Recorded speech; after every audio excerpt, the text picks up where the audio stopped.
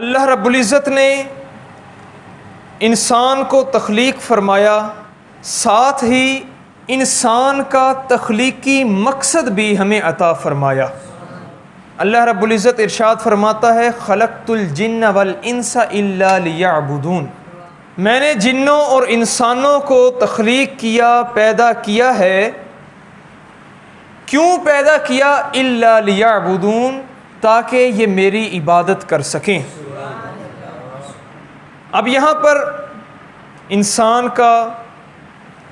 انسان کی زندگی کا مقصد اللہ رب العزت کی اطاعت اور بندگی اور عبادت کرنا ہی مقصد ہے۔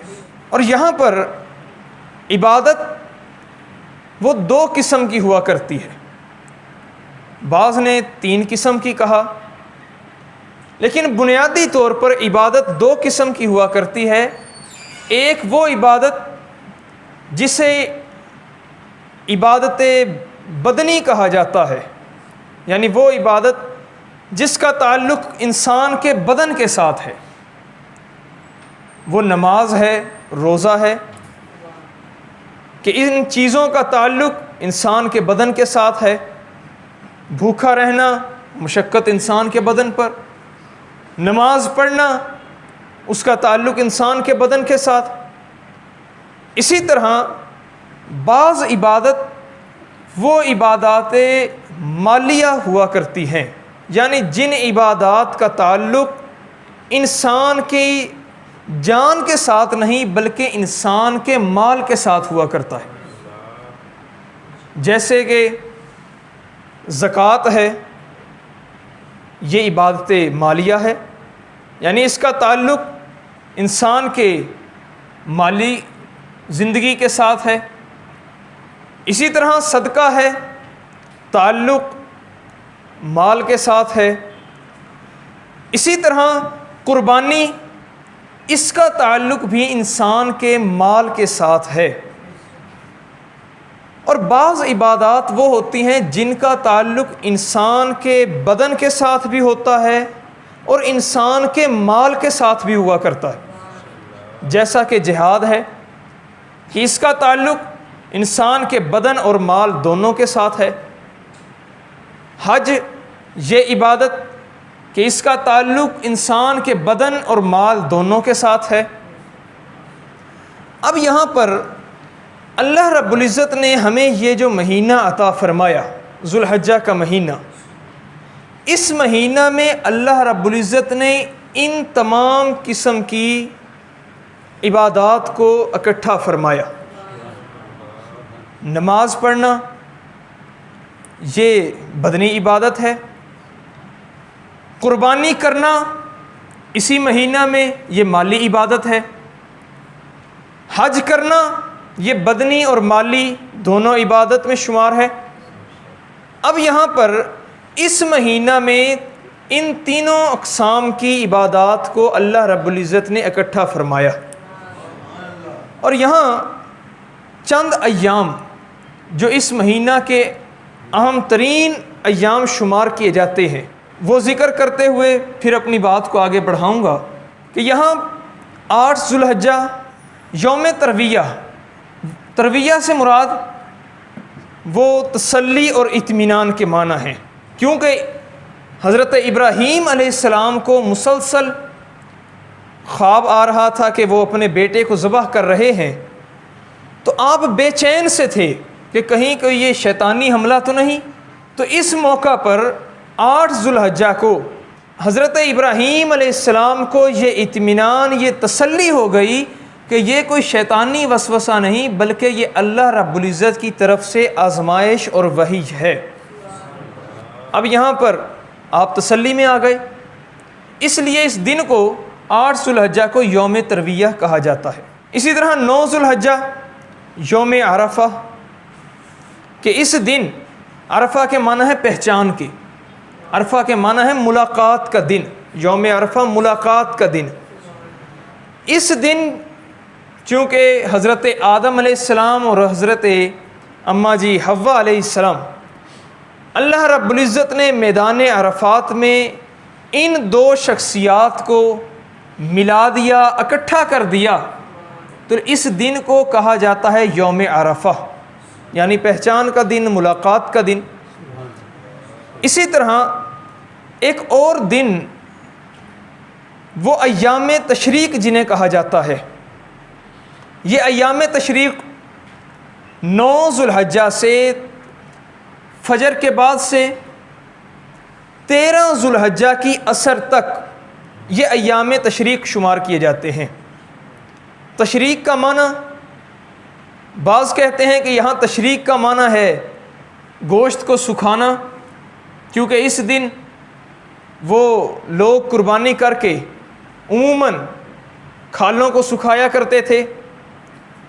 بعض نے کہا کہ اس کا معنی عید بھی ہے، بعض نے کہا کہ اس کا معنی، تشریق کا معنی یہ سورج کا چمکنا ہے، کہ یہ ایام تشریق وہ تب سے شمار ہو جاتے ہیں جب سے وہ سورج چمکتا ہے، فجر کے وقت سے ایام تشریق شروع ہوتے ہیں۔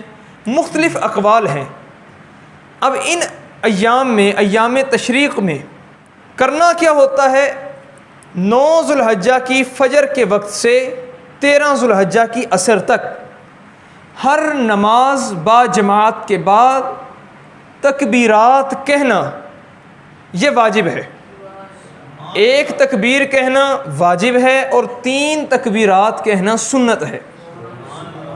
اور تکبیرات جو عموماً ہمارے ہاں کہی جاتی ہیں، اللہ اکبر لا الہ الا اللہ واللہ اکبر وللہ الحمد، یہ تکبیرات ہیں۔ ایک بار کہنا جماعت کے بعد یہ واجب ہے اور 3 بار کہنا سنت ہے۔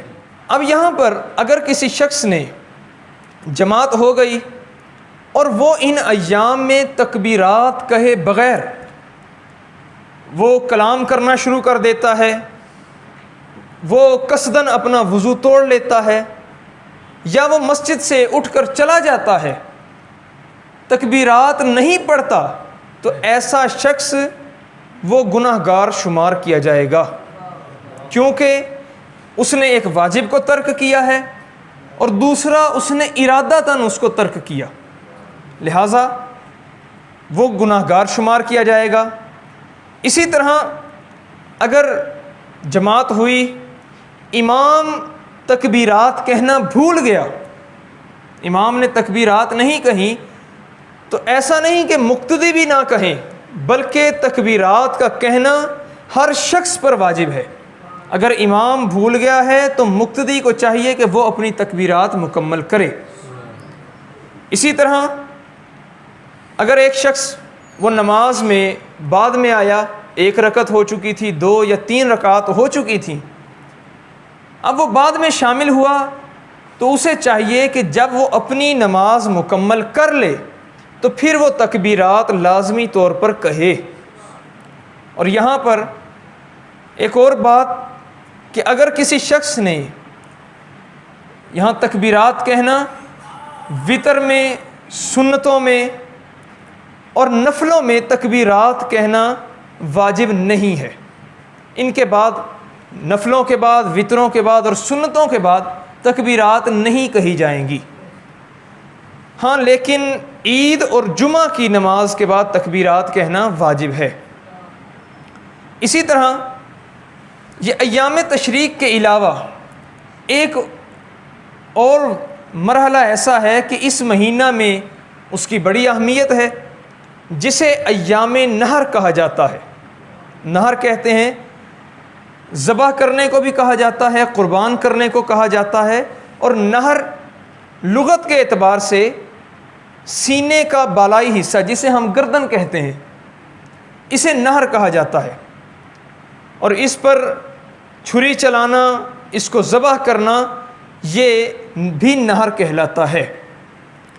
اب یہاں پر قربانی، یہی ایام نحر میں وہ قربانی کرنا ہم پر اللہ رب العزت نے صاحب نصاب پر واجب کیا، اور نہ صرف ہم پر یہ واجب ہے، ایسا نہیں کہ صرف امت مسلمہ پر یہ چیز واجب ہے، بلکہ اللہ رب العزت ارشاد فرماتا ہے وَلِكُلِّ أُمَّةٍ مَنْسَكًا، اللہ رب العزت نے ہر امت پر قربانی کو مقرر فرمایا۔ اب یہاں پر اگر تاریخ دیکھیں تو حضرت آدم علیہ السلام سے لے کر آج تک جتنے بھی اقوام تہذیبیں آئی ہیں ان تمام نے قربانی کی۔ سب سے پہلی قربانی جس کا ذکر قرآن مقدس میں ہے، اللہ رب العزت ارشاد فرماتا ہے اذ قرب قربانا فتقبل من احدہما ولم یتقبل من الآخر۔ اللہ فرماتا ہے کہ سب سے پہلی قربانی جو تھی وہ حضرت آدم علیہ السلام کے 2 بیٹوں حابیل اور قابیل کی قربانی تھی۔ اب اس موقع پر فتقبل من احدہما، اللہ فرماتے ہیں ان دونوں بھائیوں نے قربانی پیش کی، اللہ رب العزت نے ایک کی قربانی کو قبول فرمایا اور دوسرے کی قربانی کو قبول نہیں کیا۔ اب یہاں پر وجہ کیا تھی؟ پہلے بندے کی قربانی کو، حابیل کی قربانی کو قبول کیا، وجہ یہ تھی اس کی قربانی کے اندر اللہ کی رضا شامل تھی۔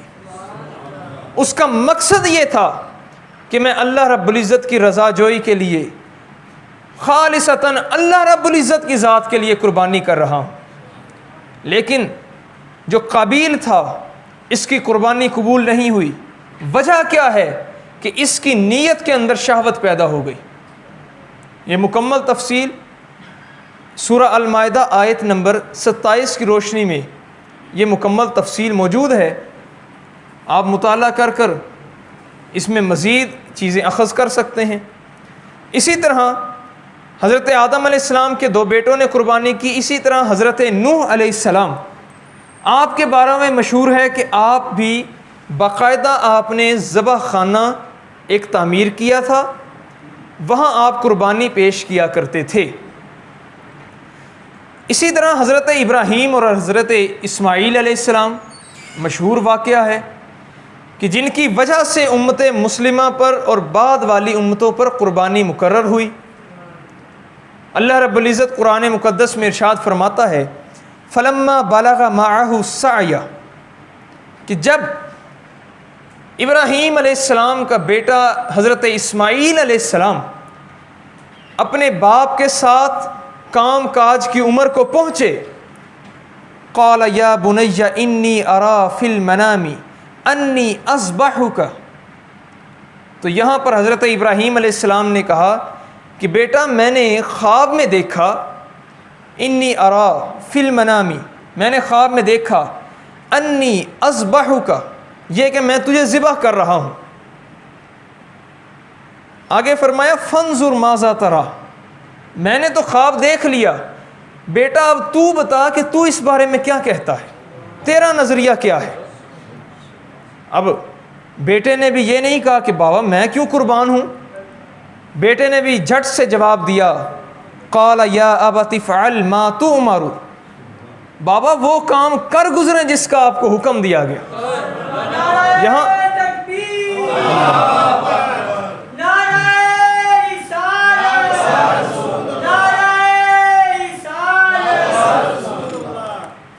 اب یہاں پر یہ بات کہ قربانی کا کہا گیا اور بیٹے نے بھی جھٹ سے کہہ دیا، اندازہ کریں کہ یہاں سے ایک بہت بڑا ایک سبق مل رہا ہے کہ اللہ رب العزت یہ سبق ہمیں عطا کر رہا ہے کہ دیکھو تم اگرچہ والد ہو، تمہارا حق ہے اپنی اولاد پر، تم اپنی اولاد کو حکم دے سکتے ہو، لیکن والد ہونے کی حیثیت سے تمہیں اپنی اولاد سے مشورہ کرنا چاہیے۔ حضرت ابراہیم علیہ السلام حکم اللہ کا ہے، دیکھا اللہ کے نبی نے ہے، مگر پھر بھی اپنے بیٹے سے پوچھ رہے ہیں کہ بیٹا تو اس بارے میں کیا کہتا ہے۔ اور پھر اولاد کے لیے سبق ہے کہ اولاد کو یہ نہیں چاہیے کہ باپ کی نافرمانی کرے، والدین کی نافرمانی پہ اتر آئے، بلکہ اولاد کو چاہیے کہ باپ جو حکم دے رہا ہے، جو کام کہہ رہا ہے، بغیر کسی تردد کے، وہ اگر اسلام کے خلاف نہ ہو، اسلامی احکام کے خلاف نہ ہو، تو بغیر کسی تردد کے کر دے۔ بغیر کسی پریشانی کے کرے، یہ ہمارے لیے بہت بڑا سبق ہے۔ اسی طرح قربانی کی تاریخ دیکھی جائے، بنی اسرائیل میں قربانی کا رواج تھا، یہود میں آج تک قربانی کا رواج ہے۔ ان کی قربانیاں دو قسم کی ہیں، ایک ذبح اور ایک قربان، یہ ان کی دو قسم کی قربانیاں ہیں۔ دور جاہلیت میں باقاعدہ طور پر قربانی کی جاتی، وہ قربانی کا گوشت اپنے بتوں کے سامنے پھینک کر ضائع کر دیتے، اور قربانی کے جانور کے خون کو وہ کعبہ کی دیوار پر مل دیا کرتے تھے۔ ہندو مذہب میں آج بھی قربانی رائج ہے، اپنے دیوتا کو خوش کرنے کے لیے وہ قربانی کرتے ہیں۔ اہل چین، ان کی تاریخ دیکھی جائے، باقاعدہ یہ قربانی کیا کرتے تھے، اپنے دیوتا، اپنے خدا کو خوش کرنے کے لیے یہ قربانی پیش کرتے تھے۔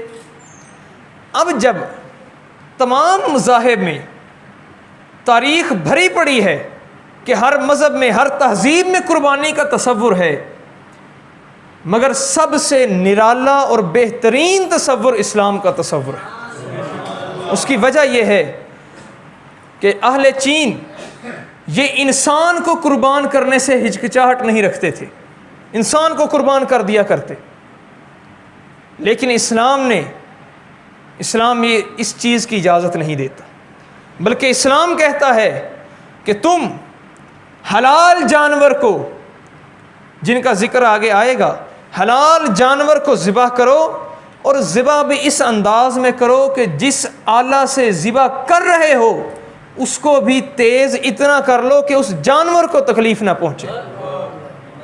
یہ اسلام جانوروں کا تحفظ کر رہا ہے۔ پھر بھی ہم پر اعتراض کیا جاتا ہے، پھر بھی یہ کہا جاتا ہے کہ اسلام ظلم کا دین ہے، یہ تو قربانی کرتا ہے، جانوروں کو مار دیتا ہے۔ ہرگز ایسا نہیں۔ آپ خود دیکھیں، ایک چیز جس کا مقصد ہے، مثال کے طور پر ایک کتاب ہے، اب اس کا مقصد ہی یہ ہے کہ اسے پڑھا جائے۔ ایک قلم ہے، اس کا مقصد ہے کہ اس سے لکھا جائے۔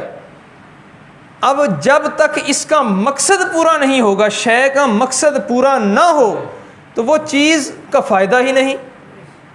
اللہ رب العزت ارشاد فرماتا ہے، هو الذی خلق لکم فی الارض جمیعا، لوگو اللہ رب العزت نے اس زمین میں تمہارے لیے چیزوں کو پیدا فرمایا، تمہارے نفع کے لیے پیدا کیا ہے۔ لہٰذا یہ جو جانور ہیں جن کو ذبح کرتے ہیں، یہ اللہ رب العزت نے بنائے ہی اس لیے ہیں کہ یہ ہمیں نفع دے سکیں، یہ ہمیں گوشت کی فراہمی کر سکیں۔ اور اگر یہ ظلم ہوتا، دیکھیں، اگر یہ ظلم ہوتا تو یہ ظلم اس شرط پہ ہوتا کہ ان جانوروں کی نسل میں کمی واقع ہو رہی ہوتی، پھر تو ہم کہہ سکتے تھے کہ ظلم ہو رہا ہے، یا پھر ان جانوروں کے افزائش میں کسی قسم کی کمی پیدا ہوتی، پھر تو مان سکتے تھے کہ ظلم کیا۔ لیکن جن جانوروں کا اللہ رب العزت نے حکم دیا، جن جانوروں کی ہم قربانی کرتے ہیں، ان کی نسل میں کمی ہرگز نہیں ہوتی۔ آپ ابھی اندازہ لگا لیں، خود اندازہ لگائیں، منڈیاں بھری پڑی ہیں، کیا پچھلے سال، وہ گزشتہ سالوں میں قربانی نہیں کی گئی؟ قربانی کی گئی، اس کے باوجود اللہ رب العزت نے ان کی نسل میں کمی نہیں کی، لہٰذا یہ ظلم نہیں ہے۔ اسی طرح ہاں، ظلم اگر تب ہوتا جب اللہ رب العزت نایاب جانوروں کی قربانی کا حکم دیتا، جبکہ اسلام نے نایاب جانور ہرن ہے، وہ مارخور ہے، پہاڑی بکرا ہے، اگرچہ یہ حلال جانور ہیں، ان کا گوشت حلال ہے، مگر اللہ رب العزت نے ان کی قربانی کا نہیں کہا۔ قربانی وہ مخصوص جانور ہیں جن کی نسل میں کمی نہیں آتی۔ اسی طرح جو لوگ یہ کہتے ہیں کہ جی اسلام ظلم کرتا ہے قربانی کر کے، تو دیکھیں یہ ہرگز ظلم نہیں ہے، بلکہ بعض اوقات بڑے فائدے کے لیے چھوٹا نقصان برداشت کرنا پڑتا ہے، یہ کائنات کا اصول ہے۔ مثلاً آپ بیمار ہو جائیں، اب شوگر پیشنٹ ہے، اس کو انسولین کا لگنا، اگرچہ انسولین لگنے میں تکلیف ہوتی ہے مگر اس کے باوجود اس کی صحت اسی میں ہے کہ اسے انسولین لگے۔ اگر کوئی بندہ بیمار ہو گیا، اب اس کی شفا، اس کی صحت اس میں ہے کہ اس کو انجیکشن لگایا جائے، اس کو دوائی فراہم کی جائے۔ اب اگرچہ انجیکشن کے لگنے میں درد ہے لیکن اس کی صحت بھی اسی میں ہے، لہٰذا یہ ظلم نہیں ہے، بلکہ اللہ رب العزت ان جانوروں کو بھی کل قیامت کے دن اجر عظیم عطا کرے گا کہ یہ جانور یہ میری راہ میں قربان ہوئے، اللہ رب العزت ان کو ضرور اجر عطا فرمائے گا۔ اسی طرح ہم پر اعتراض کیا جاتا ہے مسلمانوں پر کہ بھائی تم قربانی کرتے ہی کیوں ہو، وجہ کیا ہے؟ تو دیکھیں اس کی دو وجوہات ہیں۔ ایک تو دنیاوی وجہ ہے جس کا تعلق دنیا سے، اور ایک وجہ وہ ہے جس کا تعلق ہمارے اعمال اور دین سے ہے۔ دنیاوی وجہ یہ ہے کہ ہمیں ایک نظام کائنات کو سمجھنے کا موقع ملتا ہے کہ دیکھو یہ نظام کائنات ہے کہ جو اس دنیا میں آیا ہے اس نے جانا ہے۔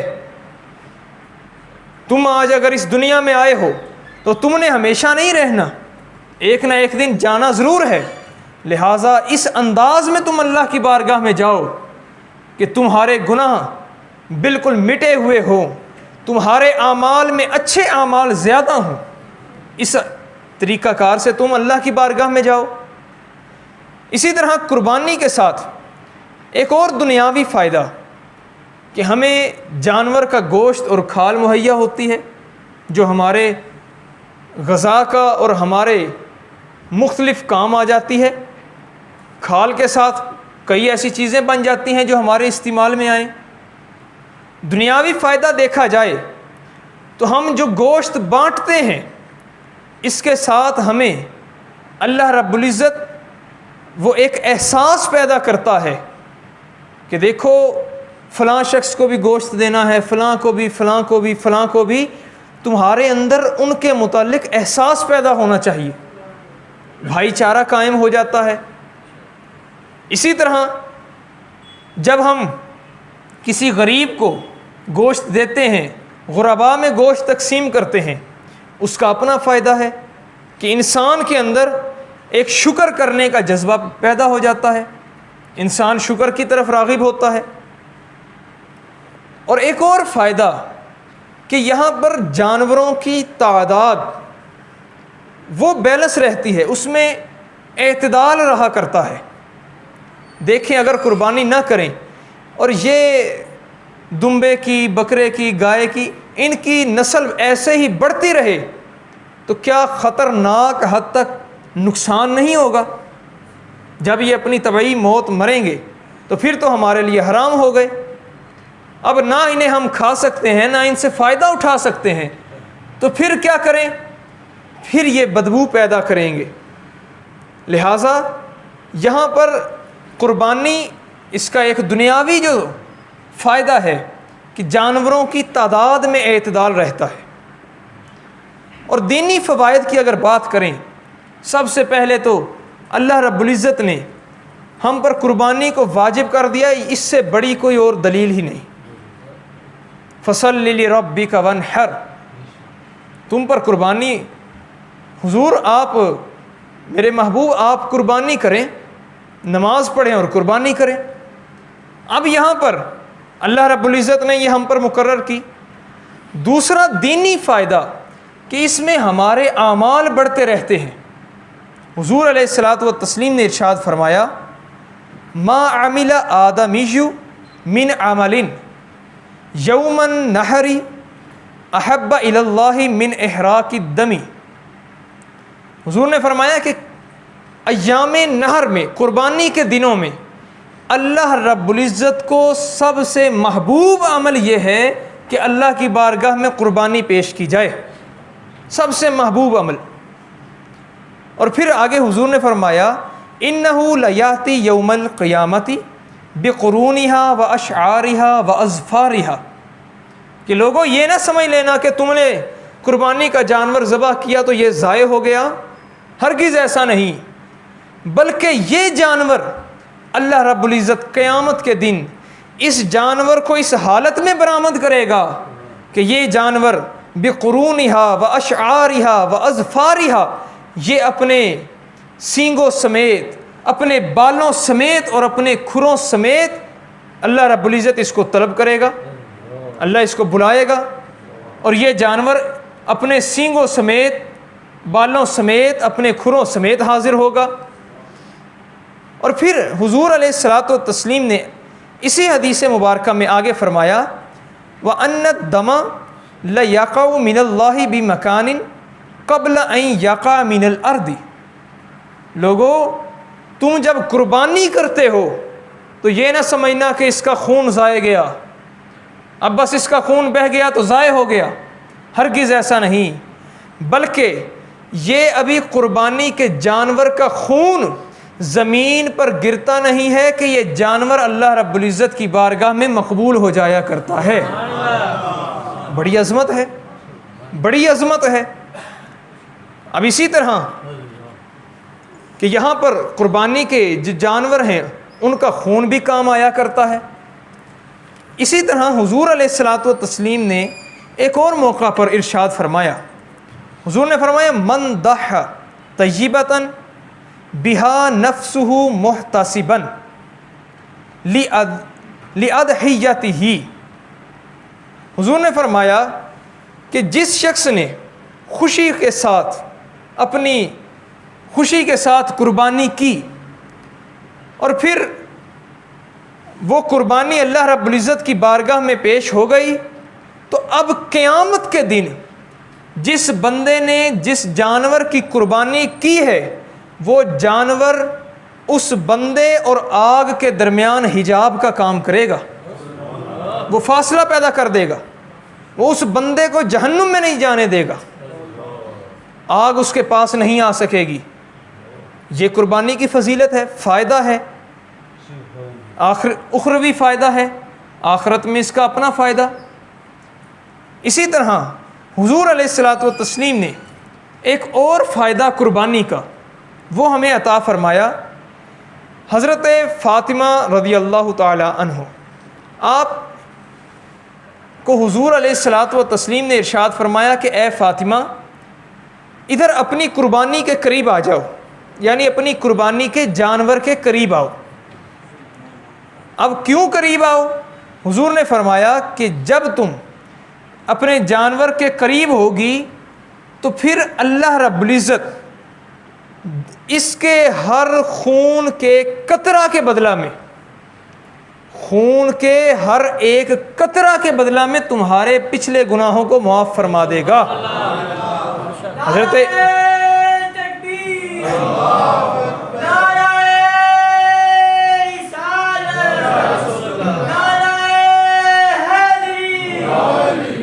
اب یہاں پر ہر قطرہ کے بدلہ میں وہ گناہ معاف ہو رہے ہیں، تو حضرت فاطمہ نے عرض کی حضور کیا یہ ہم اہل بیت کے ساتھ، آل محمد کے ساتھ یہ چیز خاص ہے؟ حضور نے فرمایا لا بل للمسلمین عامہ، یہ تمہارے ساتھ، یہ اہل بیت کے ساتھ خاص نہیں ہے بلکہ یہ قیامت تک کے مسلمانوں کے لیے ہے۔ جو بھی قربانی کرے گا اس کے جانور کے خون کے ہر قطرہ کے بدلہ میں اس کے گناہ معاف کر دیے جائیں گے۔ اب اسی طرح ایک اور روایت ملتی ہے کہ حضور علیہ الصلاۃ والتسلیم نے ارشاد فرمایا کہ یہاں پر قربانی کا جب جانور ذبح کیا جاتا ہے تو اس قربانی کے جانور کے بدلہ میں اللہ رب العزت بندے کے گناہوں کو ایسے صاف کرتا ہے جیسے کہ موسم خزاں میں درخت کے پتے جھڑتے ہیں۔ گناہوں کی معافی ہو گئی، اور کیا چاہیے؟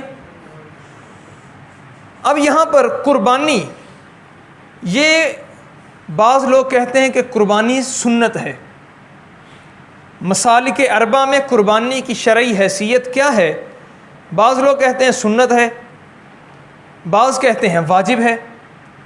یہاں پر امام شافعی آپ فرماتے ہیں کہ قربانی کرنا محض سنت ہے، اگر کوئی شخص قربانی نہیں کرتا تو وہ گناہ گار بھی نہیں ہوگا۔ اور حنابلہ اور مالکیہ یعنی امام احمد بن حنبل کے مقلدین اور امام مالک کے مقلدین وہ کہتے ہیں کہ یہاں پر قربانی سنت مؤکدہ ہے، اگر کوئی شخص قربانی نہیں کرتا تو ایسا شخص وہ گناہ گار شمار کیا جائے گا۔ لیکن احناف کے نزدیک، ہمارے نزدیک، امام اعظم ابو حنیفہ کے نزدیک قربانی کرنا واجب ہے۔ ان کی پہلی بات تو یہ ہے، وہ کہتے ہیں کہ اللہ رب العزت نے جو شخص صاحب نصاب ہو، مالدار ہو، ایسے شخص کے لیے قربانی کرنا واجب ہے، کیونکہ اللہ رب العزت نے قرآن مقدس میں ارشاد فرمایا فَصَلِّ لِرَبِّكَ وَانْحَرْ۔ اب یہاں لفظ ونحر اور تم قربانی کرو، یہاں ونحر صیغہ امر ہے، اور جب صیغہ امر کسی قید کے علاوہ کسی قید سے ہٹ کر آ جائے تو پھر وہ صیغہ امر واجب ہی شمار کیا جاتا ہے۔ لہٰذا احناف کے نزدیک، ہمارے نزدیک، ہر وہ شخص جو صاحب نصاب ہو، مالدار ہو، اس کے لیے قربانی کرنا واجب ہے، سنت نہیں ہے۔ اب یہاں قربانی واجب کس شخص پر ہے؟ اس کی دو صورتیں ہیں۔ اگر تو کسی شخص نے وہ منت مانی ہوئی ہے کہ اللہ رب العزت کی بارگاہ میں قربانی پیش کروں گا، میرا فلاں کام ہو جائے، اس نے نظر مان لی، منت مان لی، تو یہاں فقہاء فرماتے ہیں کہ ایسا شخص جس نے منت مانی ہوئی ہو، خواہ وہ مالدار ہو یا فقیر ہو، جب اس نے منت مان لی تو ایسے شخص پر قربانی واجب ہو گئی۔ اب یہاں پر قربانی واجب ہو گئی، لیکن اگر اس نے منت نہیں مانی تو پھر اس پر قربانی ان شرائط کے ساتھ واجب ہے کہ اگر وہ شخص مسلمان ہو، عاقل ہو، بالغ ہو، مقیم ہو، یعنی مسافر نہ ہو، شرعی مسافر نہ ہو، وہ 57 میل سے زائد اپنے گھر سے دور نہ ہو، مقیم ہو، مسلمان ہو، اور صاحب نصاب ہو، یعنی اس کے پاس 7.5 تولے سونا، 52.5 تولے چاندی یا ان میں سے کسی ایک کے برابر وہ رقم موجود ہو، تو ایسا شخص صاحب نصاب شمار ہوگا اور ایسے شخص پر قربانی کرنا واجب ہے۔ اب یہاں پر وطن، یہ مقیم کے حوالہ سے کہ وطن 2 طرح کے ہوا کرتے ہیں، ایک وطن اصلی ہوتا ہے اور ایک وطن عارضی ہوا کرتا ہے۔ اب اگر تو کوئی شخص وہ اس انداز میں کہ اپنے وطن میں ہے، جیسا کہ ہم پاکستانی ہیں، اب یہاں پر ہمارے لیے قربانی واجب ہے، جو صاحب مال ہو، صاحب نصاب ہو، لیکن جو شخص ان کے آباء و اجداد اصل رہائش تو ان کی پاکستان میں ہو، لیکن وہ پاکستان میں رہتے نہ ہوں، کاروبار کے لیے یا کسی وجہ سے بیرون ملک گئے ہوں، تو اگر تو وہ وہاں 15 دنوں سے زیادہ ان کا ٹھہراؤ ہے، 15 دنوں سے زیادہ کی وہاں رہائش ہے، تو پھر ان کے لیے قربانی کرنا واجب ہی ہوگی، سنت نہیں ہوگی۔ لیکن حجاج جو حاجی یہاں سے پاکستان سے حج کرنے جائیں یا جو سرزمین حجاز کے علاوہ حاجی ہوتے ہیں، ان کے لیے قربانی کرنا سنت ہے، ان کے لیے قربانی واجب نہیں۔ لیکن جو مقیم ہوں، وہاں مکہ مکرمہ میں رہتے ہوں، ان کے لیے قربانی واجب ہی ہوگی، ان کے لیے سنت شمار نہیں کر سکتے۔ اسی طرح قربانی کا جانور، وہ کون سے ایسے جانور ہیں جو قربانی کے لیے اللہ رب العزت نے جن کی اجازت عطا فرمائی۔ یہاں پر اللہ رب العزت قرآن مقدس میں سورہ الانعام میں ارشاد فرماتا ہے ثمانیۃ ازواج، 8 جوڑے ایسے ہیں جو اللہ رب العزت نے قربانی کے لیے خاص کیے۔ من الدان اثنین و من المعز اثنین، ایک جوڑا اون والے جانور، ایک جوڑا وہ بکری کی صورت میں، بکرا اور بکری، اسی طرح وَمِنَ الْإِبِلِ اثْنَيْنِ وَمِنَ الْبَقَرِ اثْنَيْنِ، اونٹ اس کا ایک جوڑا نر اور مادہ، اور اسی طرح وَمِنَ الْبَقَرِ اثْنَيْنِ، گائے کا ایک جوڑا۔ اب یہاں پر اگر شمار کیے جائیں تو اللہ رب العزت نے تو ثمانیۃ ازواجن یعنی 8 جوڑوں کا ذکر کیا، 8 جانوروں کا، لیکن فقہا اس آیت کی روشنی میں چند ایسے جانور مزید شامل کرتے ہیں جو عموماً ہمارے ہاں پائے جاتے ہیں، جیسا کہ اللہ رب العزت نے لفظ دائن استعمال کیا، اور دائن یہ مطلقاً کہا جاتا ہے دوائن ذوات الصوف من الغنم، یعنی بکری کی جنس سے ایسا جانور جو اون والا ہو اسے دائن کہا جاتا ہے۔ اب یہاں پر ہمارے عمومی حالات میں دیکھا جائے تو دائن سے مراد یہ دمبا بھی لیا جا سکتا ہے اور چھترا بھی، نر اور مادہ دونوں اس سے مراد ہیں، لہٰذا یہاں دائن سے مراد دمبا اور چھترا، نر اور مادہ یہ مراد ہیں۔ اسی طرح من البقری، اللہ رب العزت نے لفظ بقر جس کے لغوی معنی گائے کے ہیں وہ استعمال کیا، لیکن فقہا یہاں لکھتے ہیں کہ البقر، یہ جو لفظ بقر ہے، حضرت امام حسن بصری مصنف ابن ابی شیبہ میں آپ کا قول نقل ہے، آپ فرماتے ہیں کہ الجاموس بمنزلۃ البقر، کہ یہاں پر بھینسا اور بھینسی، یہاں بھینس نر اور مادہ وہ بھی گائے ہی شمار کیے جائیں گے، لہٰذا اب کل جانور یہ 12 کے قریب ہوئے، دمبا نر اور مادہ، اسی طرح وہ چھترا نر اور مادہ، بکرا نر اور مادہ، اونٹ نر اور مادہ، اور اسی طرح گائے وہ نر ہو یا مادہ ہو، اور بھینس وہ نر ہو یا مادہ ہو، یہ 12 جانور اللہ رب العزت نے ان کی اجازت عطا فرمائی۔ اور یہاں پر جانور کی عمر کے حوالہ سے اللہ رب العزت نے جانور کی عمر کو قرآن مقدس میں بیان نہیں کیا۔ حضور علیہ الصلوۃ والتسلیم نے ارشاد فرمایا لا تذبحوا الا مسنہ ان یعصر علیکم فتذبحوا جزعۃ من الدان۔ حضور علیہ الصلوۃ والتسلیم نے ارشاد فرمایا کہ لوگو لا تذبحوا الا مسنہ، مسنہ کے علاوہ کسی جانور کو تم ذبح نہ کرو۔ اب یہاں مسنہ سے کیا مراد ہے؟ عموماً ہمارے ہاں جسے دوندہ کہا جاتا ہے وہ مسنہ مراد ہے، اور یہاں پر مسنہ دوندہ جسے شمار کیا جائے، عموماً ہمارے ہاں دوندہ اسے کہتے ہیں جس کے 2 دانت ظاہر ہو جائیں، جبکہ ایسا حقیقت میں نہیں ہے۔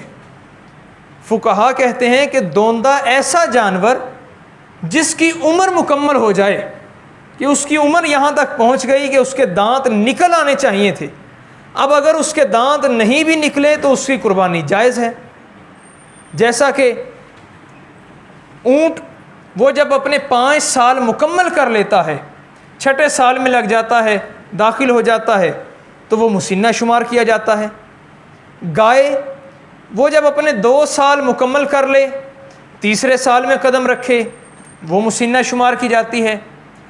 بکرا یا بکری یہ جب 1 سال اپنا مکمل کر لیں، 2 سال میں داخل ہو جائیں تو یہ مسنہ شمار کیے جاتے ہیں۔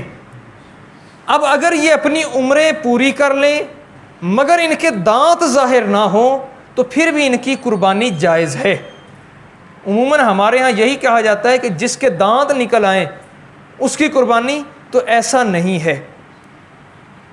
اب یہاں پر عموماً ہمارے ہاں جیسا کہ اب مہنگائی کا دور ہے تو اس میں ہمارے ہاں حصے ڈال لیے جاتے ہیں، تو حصوں کے حوالہ سے اللہ رب العزت کے حبیب نے جو ہمیں اجازت عطا فرمائی وہ اونٹ کے اندر 7 حصے، گائے کے اندر یعنی بھینس وغیرہ میں 7 حصے شمار کیے جاتے ہیں۔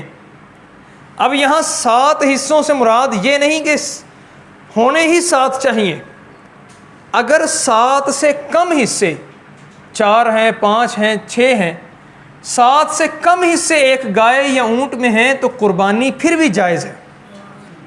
اور اگر کسی میں 7 سے حصے بڑھ گئے، مثلا 8واں بندہ بھی کہتا ہے کہ میں نے بھی اسی گائے میں حصہ ڈالنا ہے، تو پھر وہ جائز نہیں ہوگا۔ اور یہاں پر حصہ دار جو شخص حصہ رکھتا ہو کسی جانور میں، اب یہاں حصہ داروں کے مسائل کے حوالہ سے کہ ہر بندے کی ایک جانور میں 7 افراد نے حصہ وہ شامل کیا، اب ہر کسی کی نیت یا تو قربانی کی ہو یا پھر عقیقہ کی نیت بھی جائز ہے۔ لیکن اگر کوئی شخص صرف اس لیے حصہ ڈالتا ہے کہ مجھے گوشت مل جائے، قربانی اس پر وہ کہتا ہے میں قربانی نہیں کرتا، صرف گوشت کے حصول کے لیے حصہ ڈالتا ہوں، تو ایسا شخص وہ نہ اس کی قربانی شمار ہوگی نہ باقی 6 کی قربانی شمار ہوگی۔ یہ بہت اہم مسئلہ ہے کہ عموماً ہمارے ہاں اس چیز پر فوکس نہیں کیا جاتا۔ لہٰذا اگر 7 افراد وہ اس نیت سے کہ ہم نے قربانی ہی کرنی ہے یا عقیقہ کی نیت بھی، اور بعض فقہا کہتے ہیں کہ اس میں قربانی کے جانور میں ولیمہ کی نیت سے بھی حصہ ڈالا جا سکتا ہے۔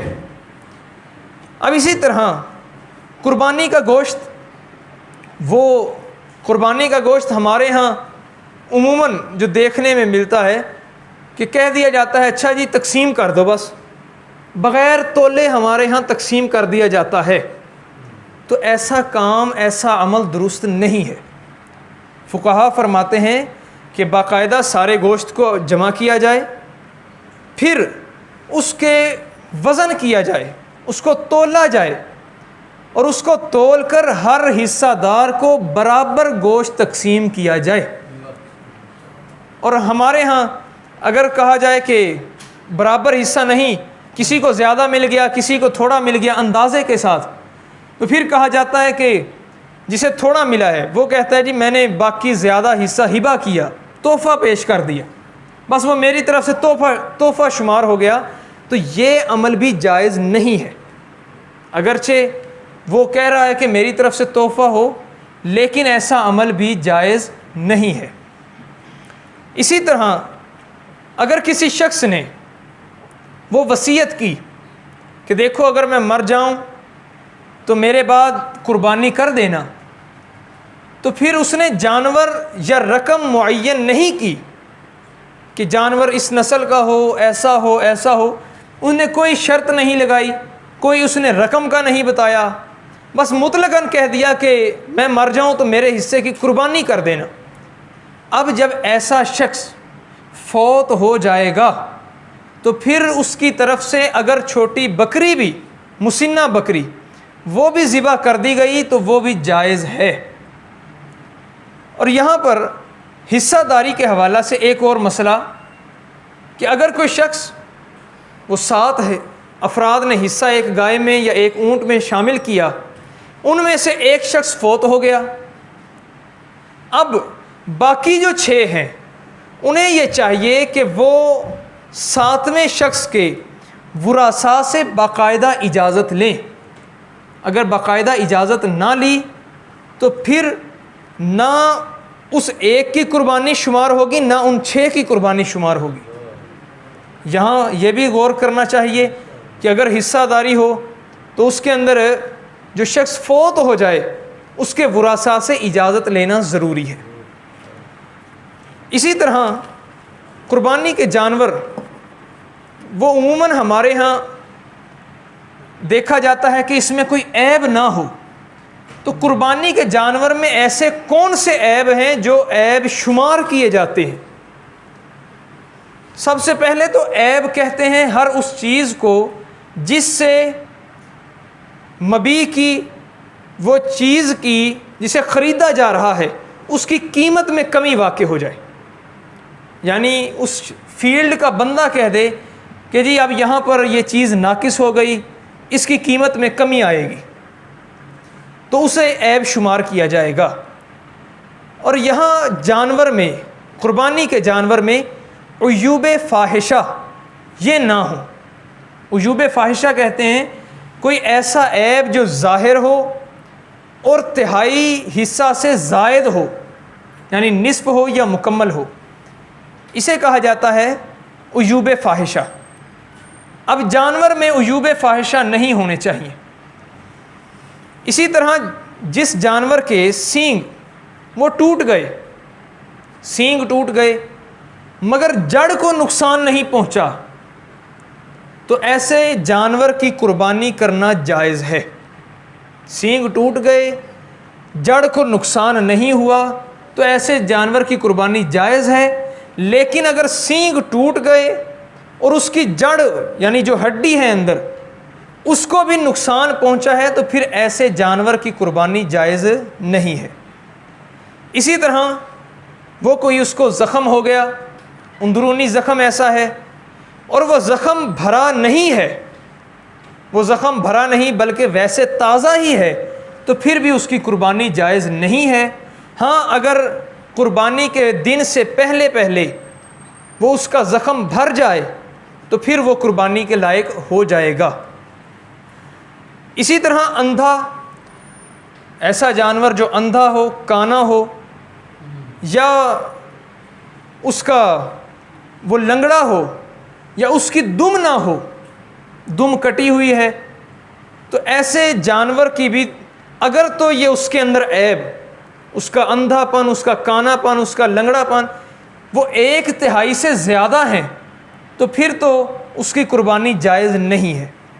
ہاں اگر اتنا ہے کہ وہ 1/3 کے برابر یا 1/3 سے تھوڑا ہے، کم ہے، تو پھر اس کی قربانی کی جا سکتی ہے. اسی طرح اگر کسی جانور کا ایک کان یا دونوں کان وہ کاٹ دیے گئے ہوں یا پیدائشی طور پر نہ ہوں، تو اس جانور کی قربانی بھی جائز نہیں ہوگی. البتہ اگر کوئی جانور اس کے کان کاٹے نہ گئے ہوں بلکہ پیدائشی طور پر چھوٹے ہوں، اور اس کے کانوں کی جو لمبائی ہے وہاں کوئی چیرا آ جائے، یا پھر اس کے کانوں میں ایک طرف پر یعنی ایک نکر پر کوئی چھوٹا موٹا معمولی سا زخم آ گیا، یا پھر اس کے کانوں میں کوئی ایسا سوراخ ہے جو واضح ہو رہا ہو، تو ایسے جانور کی قربانی کی جا سکتی ہے جس کا عیب وہ 1/3 حصہ سے کم شمار ہو. اور اسی طرح جس جانور کی بیماری پوشیدہ ہو، یعنی وہ جانور ہے بظاہر ٹھیک ٹھاک ہے مگر اس کی اندر جو خامی ہے، اس کی بیماری ہے، وہ پوشیدہ ہو، تو ایسے جانور کی قربانی بھی جائز ہے. اس معاملہ میں دیکھنا چاہیے کہ اگر کوئی شخص وہ ماشاءاللہ مال و دولت والا ہے، اللہ نے اسے مال عطا کیا ہے، تو پھر وہ شخص ایسے جانور کی قربانی سے احتیاط کرے. مالدار کے لیے ایسے جانور کی قربانی وہ فقہا کہتے ہیں کہ مکروہ تنزیہی کے زمرہ میں آتی ہے. لیکن اگر کوئی قربانی واجب نہیں ہے، وہ نفلی قربانی ہے، تو پھر وہ جائز ہے، خواہ اس کے اندر یہ عیب شمار ہوں یا نہ ہوں. اسی طرح اگر کوئی جانور وہ اس کے دانت ہیں ہی نہیں، تو دیکھا جائے گا کہ وہ جانور صحیح چر سکتا ہے یا نہیں چر سکتا. اگر تو وہ کھانا اپنا کھا سکتا ہو تو پھر تو اس کی قربانی جائز. اگر قربانی کا جانور وہ دانت نہیں ہے اور اپنا کھانا بھی نہ کھا سکتا ہو تو پھر ایسے جانور کی قربانی جائز نہیں ہے۔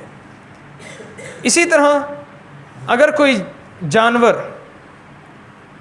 اس کے اندر خارش پیدا ہو گئی، اب وہ اگر جانور فربا ہے یعنی موٹا تازہ ہے تو پھر تو اس کی قربانی جائز ہے، لیکن اگر وہ بالکل لاغر ہے، اس کے اندر وہ موٹا پن نہیں ہے، فربا نہیں ہے، تو پھر اس کی قربانی جائز نہیں ہوگی۔ اسی طرح اگر کسی جانور کی زبان کٹی ہو، اگر بکری کی زبان کٹی ہو تو پھر دیکھا جائے گا کہ یہ کھانا کھا سکتی ہے، اپنا چارہ چر سکتی ہے یا نہیں۔ اگر تو وہ اپنا چارہ کٹی ہوئی زبان کے باوجود چر سکتی ہو تو پھر اس کی قربانی جائز ہے، ورنہ اس کی قربانی بھی جائز نہیں ہے۔ لیکن قربانی کے جانور یہ بکری کے علاوہ گائے ہے، اونٹ ہے، بھینس وغیرہ، ان کی قربانی اگر یہ ان کی زبان کٹی ہوئی ہے تو پھر ان کی قربانی مطلقاً جائز نہیں۔ پھر اس میں نہیں دیکھا جائے گا کہ یہ قربانی کا جانور، اس کی گائے ہے، زبان کٹی ہوئی ہے، یہ چر سکتا ہے کہ نہیں، یہ نہیں دیکھا جائے گا، پھر اس کی مطلقاً گائے اور اونٹ کی قربانی جائز نہیں ہوگی۔ اسی طرح بعض جانور وہ ہوتے ہیں جو گندگی کے اندر منہ مارتے ہیں، وہ گند کھاتے ہیں، گندگی میں منہ مارتے ہیں، انہیں جلالہ کہا جاتا ہے۔ یہ بھی ایک عیب ہی شمار کیا جاتا ہے۔ ایسے جانور جو گندگی کے اندر منہ مارتے ہوں ان کی قربانی بھی جائز نہیں ہے۔ البتہ اگر ایسے جانور کو وہ کچھ عرصہ کے لیے بند کر دیا جائے اور اسے خود چارہ کھلایا جائے تو پھر اس کی قربانی جائز ہے۔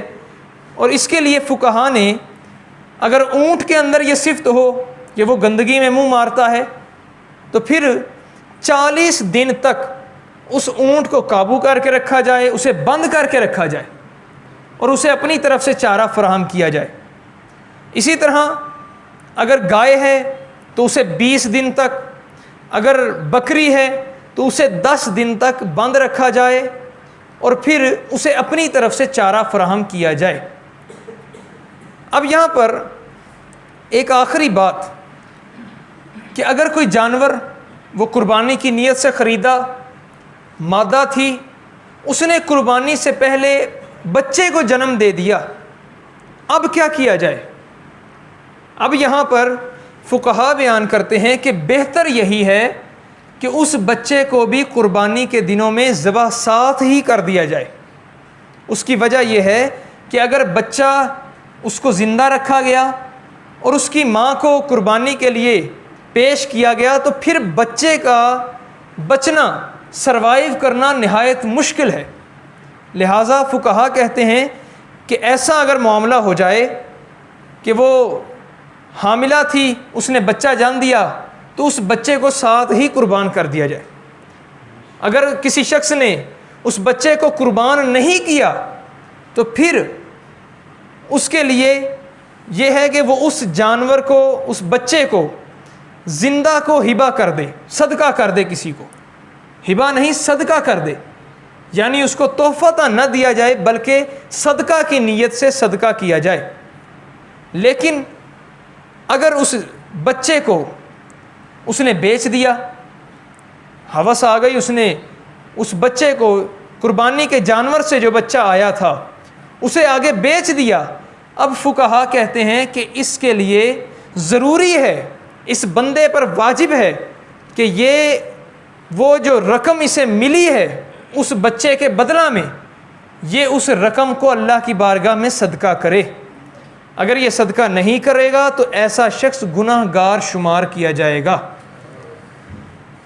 اور اس موقع پر آخر میں ہر سال کیونکہ قبلہ والد گرامی اور قبلہ فرید الاثر قبلہ دادا جان حضور آپ یہ بات کہا کرتے تھے کہ یہاں جب آپ عید منا رہے ہوں، اپنے عزیزوں کے ساتھ ہوں، خوشیاں بانٹ رہے ہوں، تو اس موقع پر ادارہ جامعہ فریدیہ کو بھی اپنی خوشیوں میں یاد رکھیے گا۔ وہ ادارہ جس کو حضور علیہ الصلاۃ والتسلیم کے عشق و محبت کے نام پر جس کی بنیاد رکھی گئی، وہ ادارہ جو 2000 سے زائد طلباء و طالبات کی رہائش کا، ان کے کھانے کا، صبح و شام کھانے کا انتظام کرتا ہے، اس موقع پر اس ادارہ کو بھی یاد رکھا جائے۔ اور دوسرا اہم اعلان کہ یہاں پر جامعہ مسجد سنہری میں انشاءاللہ عید کی نماز ٹھیک 7 بجے ادا کی جائے گی انشاءاللہ۔ یہاں پر 7 بجے سے میں بھی کوشش کروں گا کہ تاخیر نہ ہو اور آپ بھی بر وقت پہنچ جائیں، اگر ممکن ہو تو 7 بجے سے پہلے پہنچ جائیں، کچھ باتیں آپ سن لیں گے، کچھ مسائل ذکر ہو جائیں گے۔ لہٰذا دعا ہے کہ اللہ رب العزت ہم سب کی حاضری کو اپنی بارگاہ میں قبول و منظور فرمائے۔ وصلی اللہ تعالی علی حبیبہ و آلہ و اصحابہ اجمعین۔